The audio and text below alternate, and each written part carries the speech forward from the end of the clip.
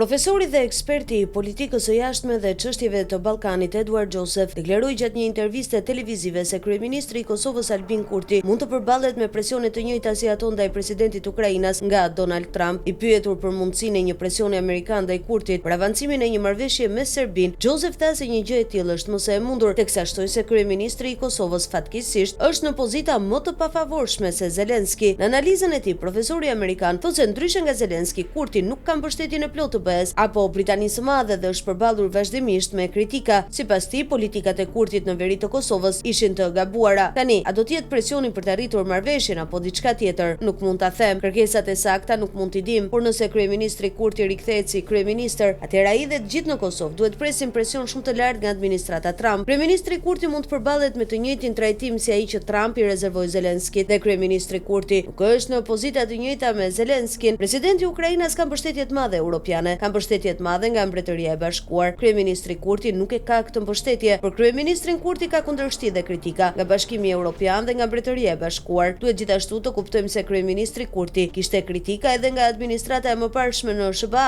ajo e Biden. Prandaj kjo nuk është diçka që ka të bëjë vetëm me Donald Trump. Kjo ka të bëjë me frustrimin në të gjitha këto vende perëndimore me lidershipin e kryeministrit Kurti, përveç problemeve që kanë me Serbinë. Unë e pranoj këtë. Serbia është provokues dhe në udhëheqjen e presidentit Vučić ndërmarr hapa të qartë për të provokuar dhe për të destabilizuar situatën, dhe e pranoj këtë. Në të njëjtën kohë, kryeministri Kurti në mënyrë të panevojshme ka provokuar situatën në veriun e Kosovës dhe nuk ka përmbushur përgjegjësinë e tij si kryeministrit i të gjithë qytetarëve të Kosovës. Nuk e ka përmbushur këtë në drejtim të serbëve, të cilët janë qytetarë të Kosovës, dhe cilët kryeministri Kurti duhet përpiqet i tërheqë larg Beogradit, në vend që të ushtrojë trysni duke i bërë që të shojë nga Beogradi dhe jo Prishtina, tha Eduard Joseph në një intervistë për aty CNN. Sa i takon idesë së hershme të presidentit të SBA Donald Trump për një zgjidhje mes Kosovës dhe Serbisë nëpërmjet shkëmbimit të territoreve, Joseph tha se ky koncept është sa i realizueshëm, aq edhe i pamundur. Sipas ekspertit të politikës së jashtme, shkëmbimi i territoreve mes Kosovës dhe Serbisë duket disi i pamundur dhe jo në interes të SBA-s. Kjo për shkak se do t'i krijonte probleme në Bosnjë-Hercegovinë. Ky lloj modeli i shkëmbimit territoresh sipas tij do të frymëzonte Dodik për shkëputje të Republikës Srpska. Kjo është një pyetje e drejtë, është një pyetje arsyeshme dhe sigurisht një pyetje që duhet bërë, por ne nuk e dim përgjigjen e kësaj pyetjeje. Përgjigjja e kësaj pyetjeje do të ishte se çfarë rreziqesh administrata Trump do të ishte e gatshme të merrte përsipër nëse do të propozonte shkëmbim territoresh, pasi administrata do të pranonte rreziqe shumë të larta në Bosnjë-Hercegovinë, sepse Milorad Dodik do të përfitonte me siguri nga kjo. Ai aktualisht është në pozita jo të mira me dënimin e fundit dhe krizën në Bosnjë, dhe kemi parë presidentin Vučić teksa udhtoi në Banja Luka për treguar mbështetje për të. Prandaj nëse ka shkëmbim territoresh atje, çfarë do ta pegonte Milorad Dodik të avanconte me qëllimet e tij? Ky problem do të shkonte më pas në dyert e administratës Trump, dhe pyetja për të dhe këshilltarët e tij do të ishte: a i doni këto probleme? U shpreh profesori amerikan. Ndërkohë, sa i takon lajmeve të pak ditëve më parë se SBA mund të rreqë trupat e veta nga KFOR, duke lëkundur kështu sigurinë në veriun e Kosovës, ai tha se gjithçka është e pritshme kur Trump është president. Megjithatë, shtoi se një lëvizje e tillë nuk është as pak në interes të SBA-s, pasi më shumë do t'i krijonte se sa do t'i zgjidhte probleme. Me Donald Trumpi nuk përjashton dot asgjë. Ai ka thënë në fjalimin e tij se Grenlanda do të bëhet një ditë pjesë e SBA-s. E siguroi këtë në fjalimin e tij këtë javë në Kongres. Pra nëse ai thot një gjë të tillë për Grenlandën, a mund të zhvendos trupat nga Kosova? E po, ai është Donald Trump. Nuk e dim se çfarë mund të bëj, por pyetja mbetet nëse ai dëshiron pasojat e një veprimi të tillë. Kjo është pyetja. Për SBA mbajtja e trupave në Kosovë nuk ka kosto të mëdha. Pra kjo është pyetja për Donald Trump. Ai do problemet që vijnë me këto vendime? Përfundoi ai.